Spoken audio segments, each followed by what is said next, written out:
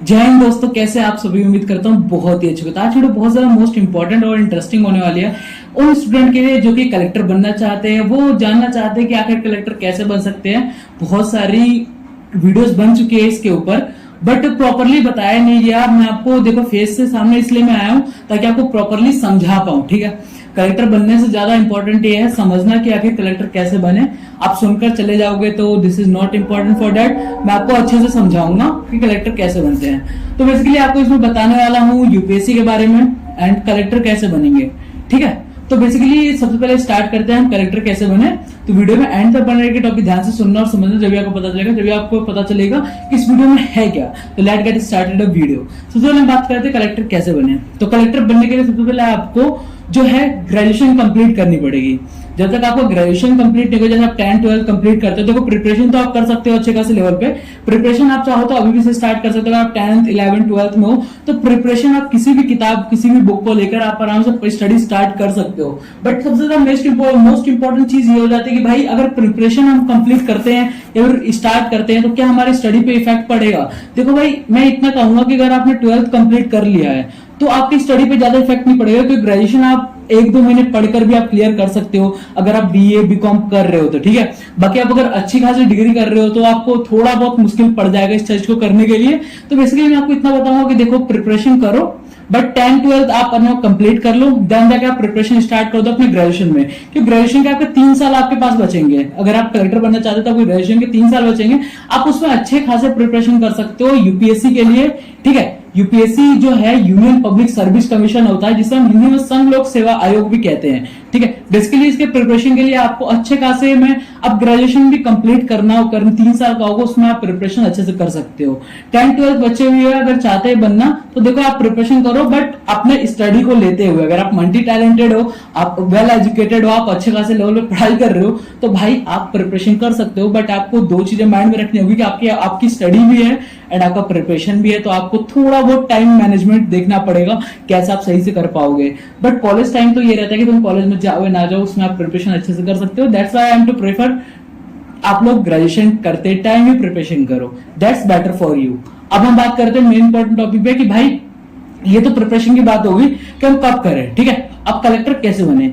Collector बनने के लिए आपको ना सबसे पहले एग्जाम देना होगा जो कि होता है यूपीएससी।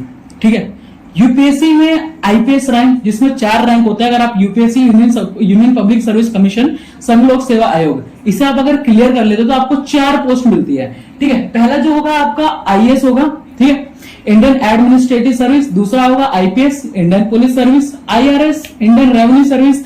और आईएफएस, इंडियन फॉरेन सर्विस। ये आपको 4 सर्विसेज में आईएएस में मिलेगी।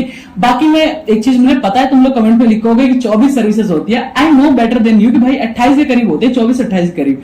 But I think so you कि ये 4 जो होती है वो मेन इंपॉर्टेंट रहती है, जिसमें आपका रैंक अगर अच्छा खासा पाते हो तो आपको बहुत अच्छी खासी जो मोस्ट इंपॉर्टेंट जो जॉब होती है, 4 ये मोस्ट इंपॉर्टेंट है, जिसमें आपको आईपीएस भी मिल जाए ना, बहुत बढ़िया है। आईआरएस, आईएफएस या फिर आईएएस। सबसे पहले आपको आईएएस बनना होगा, क्योंकि जितने भी कलेक्टर बनते हैं 99% यही रहते हैं आईएएस ऑफिसर बनने के बाद ही कलेक्टर बनते हैं। पहले आपको आईएएस ऑफिसर बनना होगा, कभी आपके कलेक्टर की डायरेक्ट भर्ती नहीं होगी। आप पहले आईएएस ऑफिसर बनोगे, देन जाके आपको कलेक्टर की पोस्ट प्राप्त होगी।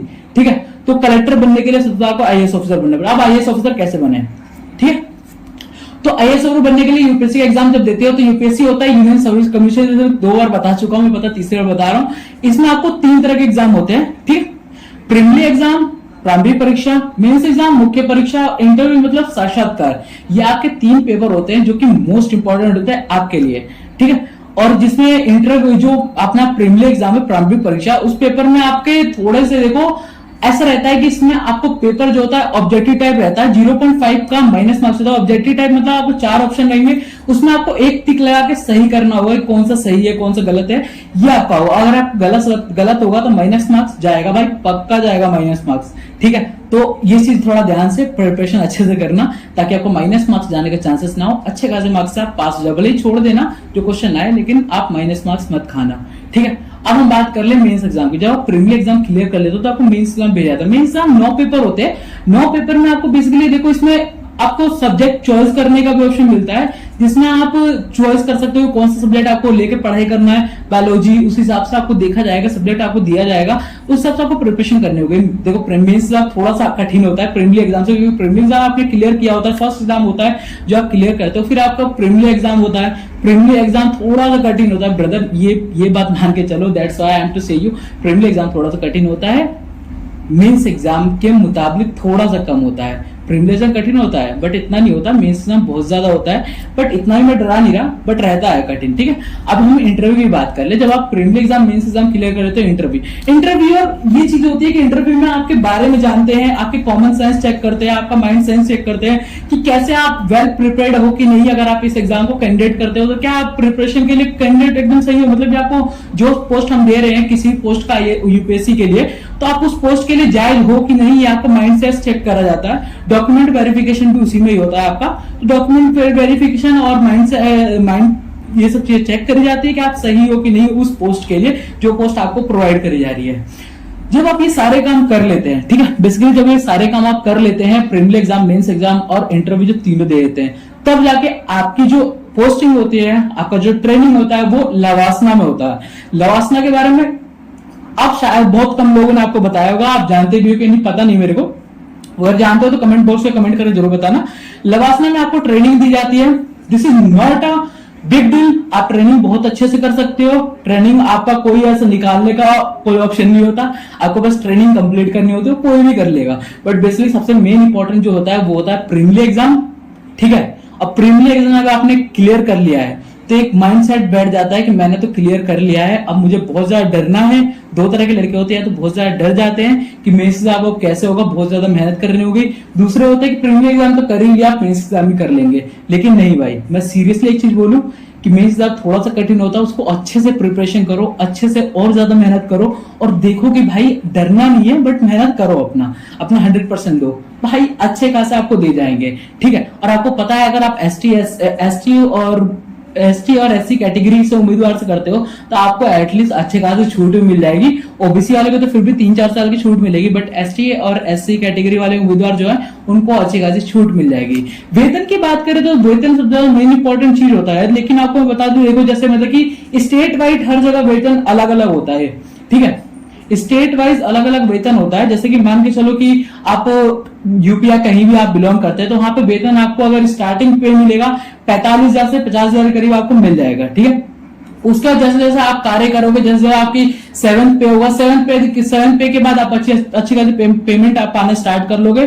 फिर जैसे आप आगे बढ़ोगे, जितने साल बीतेगा, जैसे टाइम आपको बीतते जाएगा, जैसे आप कलेक्टर की पोस्टिंग पे होगे तो उस हिसाब से आपका पोस्ट होगा वो 1.5 से 2 लाख तक आपको अच्छी खासी सैलरी मिलेगी। जब आप बहुत ज्यादा ओल्ड एज हो जाओगे, आपका काम अच्छा खासा हो जाएगा, तो आपको सैलरी भी बहुत अच्छी खासी मिल जाएगी।